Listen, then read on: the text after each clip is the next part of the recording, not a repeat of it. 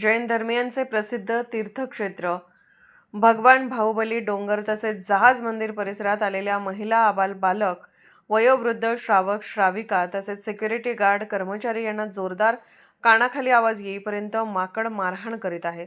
तरी आपण आला तर बरं होईल अशी अपेक्षा जहाज मंदिरचे मॅनेजर दीपक भाई यांनी सतर्क लाईव्ह चॅनल हातकणंगले तालुका प्रतिनिधी जमने यांना सांगितले।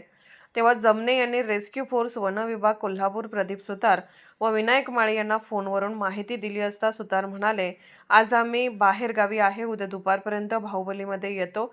पत्रकार जमने यांना सुतार व माळी यांनी दिलेला शब्द आज पूर्ण केला। ज्या माकडापासून श्रावक श्राविकांना त्रास होत होता तो कायमस्वरूपी बंद करण्यात आम्हाला यश मिळाले असे उद्गार प्रदीप सुतार यांनी काढले।